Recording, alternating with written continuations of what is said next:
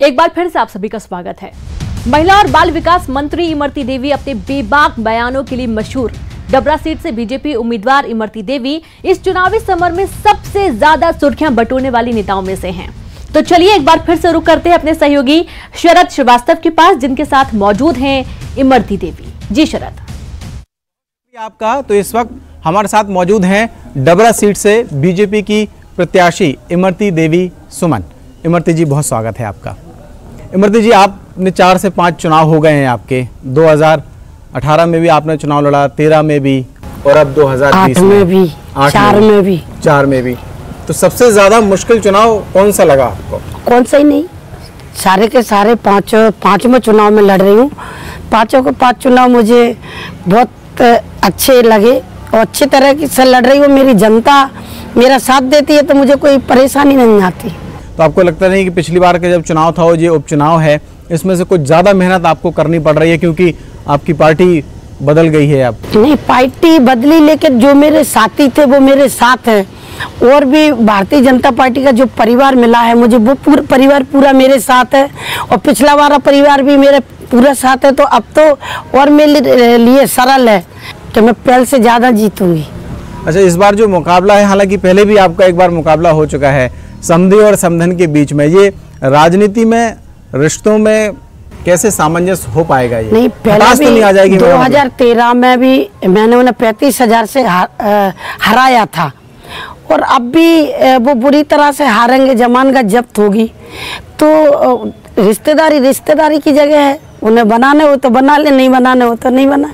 अच्छा, इस बार जब चुनाव हो रहे हैं तो हम देख रहे हैं कि बहुत सारे जो विषय हैं वो चर्चा में है। एक विषय आप लोगों पर आरोप लगाया जा रहा है कि कुछ आप लोगों ने पैसे ले लिए, पार्टी बदल ली। दिग्विजय सिंह ने तो इतने यहाँ तक आरोप लगा दिया आप लोगों के ऊपर कि उन्होंने एक रेड कार्ड जारी कर दिया है। आप सब जितने भी लोग आए थे सिंधिया जी के साथ में, उन सबका एक रेड कार्ड जारी किया। राजनीति में इस तरीके के आरोपों को आप कैसे देखते हैं? मैं बताऊं, अब बेचारे 28 की 28 सीटें हार रहे कांग्रेस पार्टी, तो अब मन में हलचल तो होगी, घबराहट तो होगी।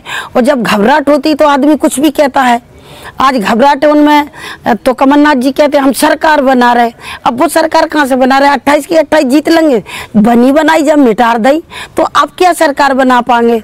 तो ऐसे ही दिग्विजय सिंह जो भी है, आजकल कांग्रेसी घबराहट में कुछ भी कह रहे हैं, उसको अपन को कोई फर्क नहीं पड़ता।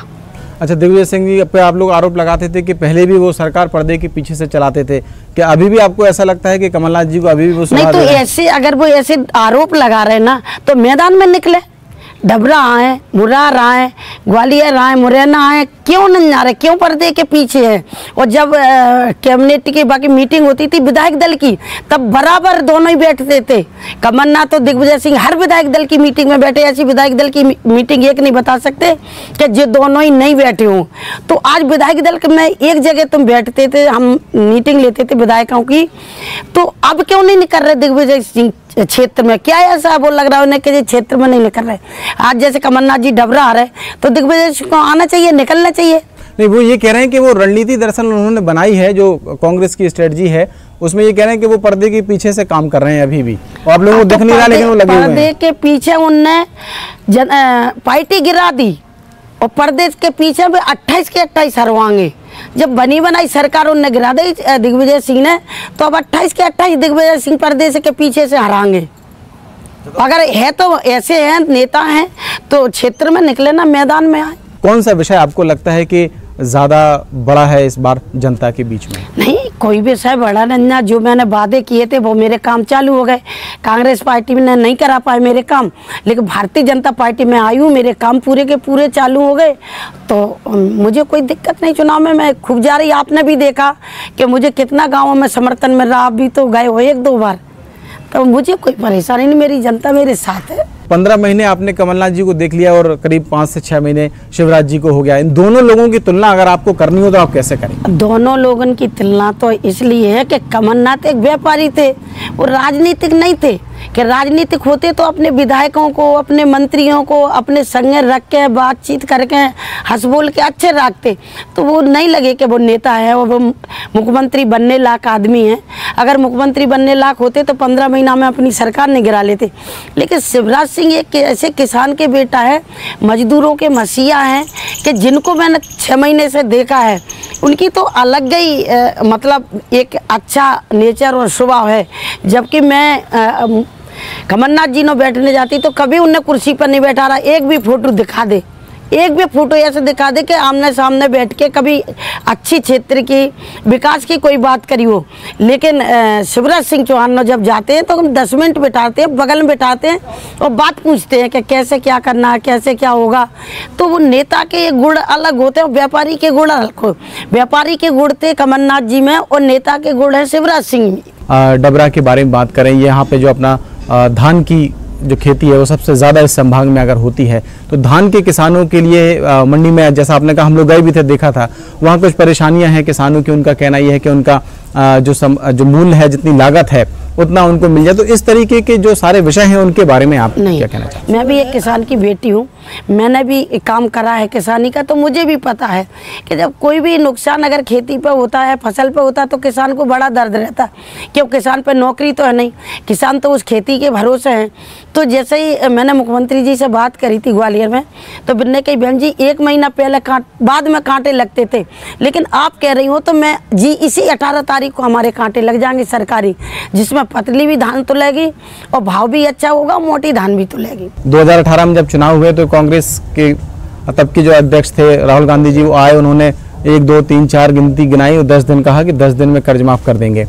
फिर बाद में कर्ज माफ को लेकर तमाम आरोप बीजेपी के रहे, आप लोगों के रहे कि कर्ज माफी नहीं हुई। कांग्रेस अभी भी कह रही है कि कर्ज माफी तो उन्होंने की है, लेकिन आप लोग मानने को तैयार नहीं। नहीं, कोई कर्ज माफी नहीं कही। आप क्षेत्र की जनता से पूछे कि उनने कितनी कर्ज माफी की है। इनने प्रमाण पत्र दिए हैं, झूठे चेक दिए हैं। जब लोग किसान बैंक में लेके गए तो कोई पैसा नहीं, और ब्याज लग के पैसा आया किसानन को, और मुसीबत खड़ी हो गई। लेकिन आप कहते हो किसानन की जो 11 दिन में दूसरा मुख्यमंत्री बना देंगे, ऐसा राहुल गांधी ने कहा था। लेकिन मुख्यमंत्री तो नहीं बनाया, लेकिन किसान के ऊपर और मुसीबत आ गई, क्योंकि उनने इनके भरोसे पर जो इनने वचन पत्र में दिया था, कांग्रेस भारतीय जनता पार्टी का वचन पत्र नहीं है, 2000 कर्ज माफी का वचन पत्र है कांग्रेस का। तो जब उनको नहीं पटा तो उनने सोची हमारा कर्ज माफ हो जाएगा, काय को भरे, नहीं भरो तो ब्याज पर त्याज और आके आ गया हमारे किसान पे, और ज़्यादा मुसीबत पे हमारा किसान पड़ गया। ऐसे जो झूठे वादे राहुल गांधी और कमलनाथ जी ने करे थे, वो तो उन्हें खुद ही पता चल गया।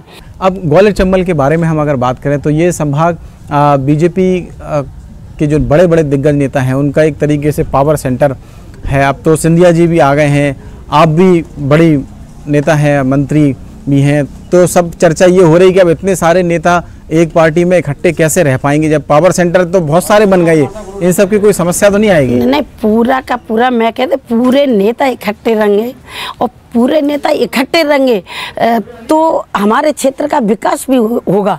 विकास के लिए हमने पार्टी बदली है, और आज शिवराज सिंह है, नरेंद्र सिंह तोमर, नरोत्तम मिश्रा, ज्योतिरादित्य सिंधिया एक होकर काम करेंगे तो मध्य प्रदेश का विकास होगा, मध्य प्रदेश बहुत आगे जाएगा। अच्छा, सिंधिया जी पे इस बार बहुत सारे आरोप लग रहे हैं, इससे पहले शायद ही इतने आरोप उन पर लगे हों, कई तरीके के शब्दों के इस्तेमाल किए जा रहे हैं आप लोगों के लिए भी। ये लगता है कि आपको कि ये सारी जो बातें हैं उनका कोई काउंटर आपके पास हो? कोई कही है ना, कांग्रेस पार्टी के बोरे आ गए, पागल हो गए, अब उनकी सरकार चली गई, और जो मंत्री रहे 1.5 साल बनने का मंत्री को मुँह नहीं देखो, और आज वो घर जाके बैठ गए। तो 15 महीने की तड़प है कि 15 महीने कितने अच्छे करे, कितने ट्रांसफर है, कितने लूट मार करी, कितने बल्लभ भवन में बोरी भर भर के पैसन की गई। तो जी भरभराट तो है ना, कहाँ जाएगी जी भड़बड़ाहट? जी भड़बड़ाहट तो हम लोगों पे निकालेंगे ना, झूठे साँचे आरोप लगा के।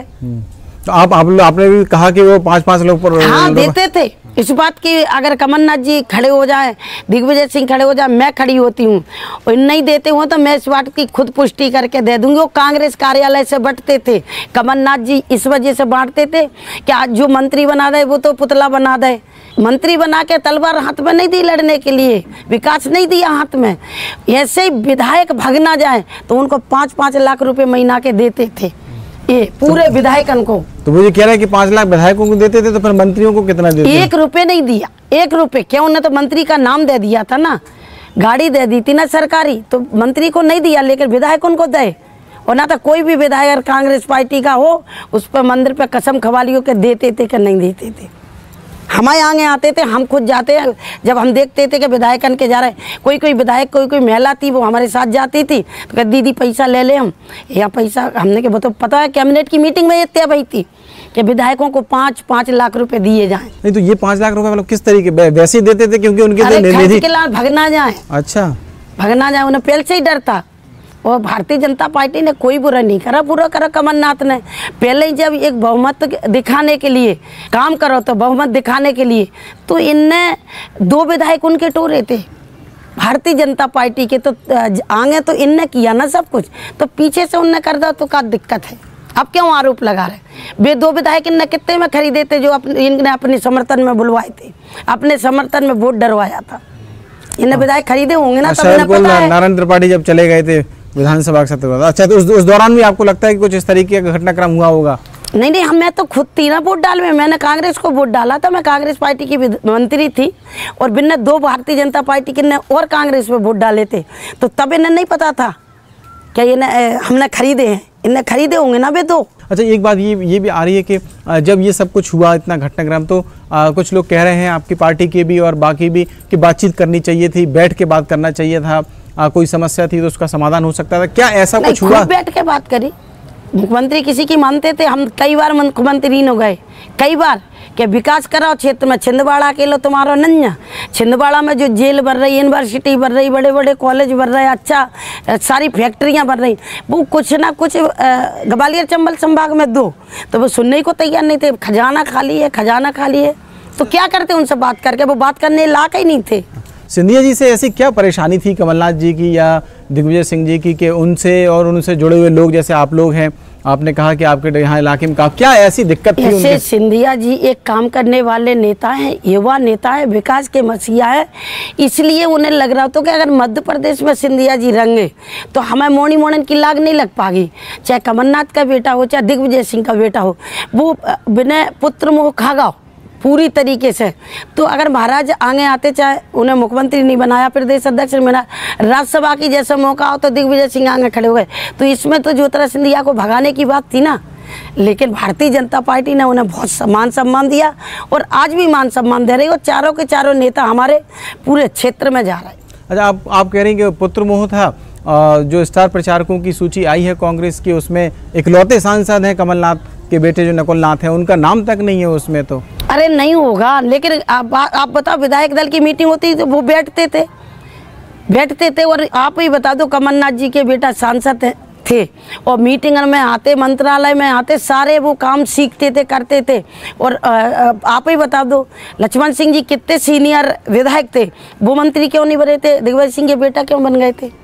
आपको लगता है कि दिग्विजय सिंह जी की ज़्यादा बड़ी भूमिका है? सबसे ज़्यादा बड़ी भूमिका है सरकार गिरावे में तो दिग्विजय सिंह की। और आज वो मैदान में आए, और आना चाहिए उन्हें। मैदान में क्यों नहीं आ रहे? छुप के क्यों बैठे हैं? पर्दे के पीछे क्यों बैठे हैं? अगर इतने बड़े नेता थे तो मैदान में क्यों नहीं आते? एक छोटे छोटे से कार्यकर्ता मैदान में निकल रहे, प्रचार कर रहे, ये क्यों नहीं आ रहे? ये तो 3 बार के मुख्यमंत्री रहे, तो इन्हें भी तो अपना असर क्षेत्र में दिखाना चाहिए ना। ठीक बात है। इस बार चुनाव में क्या लगता है कि किसका चेहरा आपको ज़्यादा बड़ा जनता के बीच में है? क्योंकि आपके पास शिवराज जी भी हैं, सिंधिया जी भी हैं, और नरोत्तम जी जैसा आप कह रही हैं, नरेंद्र सिंह तोमर भी हैं, वहाँ कमलनाथ जी भी हैं। आप लोग कहते रहे कि कमलनाथ जी तो जब मुख्यमंत्री रहे तब तो आए नहीं यहाँ पे, अब तो प्रचार करने के लिए खूब आ रहे हैं, बराबर आ रहे हैं। तो हमारे तो चारों के चारों चेहरा ऐसे हैं। नरोत्तम मिश्रा जी डबरा के हैं हमारे ज़िले के, और ज़िले के ही हमारे नरेंद्र सिंह तोमर हैं, ग्वालियर के हमारे ज्योतिरादित्य सिंधिया हैं, और हमारे मध्य प्रदेश के मुख्यमंत्री हैं।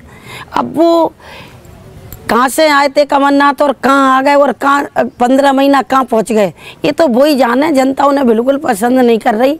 बंगाल के उनकी जाति का भी पता नहीं कौन सी जाति के हैं। कोई बता दे कौन सी जाति के कमलनाथ है, बता सकता है कोई?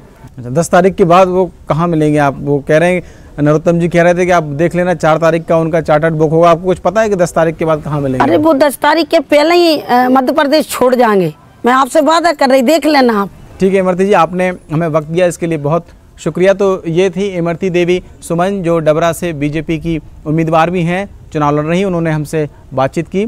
तो ये चर्चा बस यहीं तक। आप देखते रहिए न्यूज़ 18 मध्य प्रदेश छत्तीसगढ़। तो सुना आपने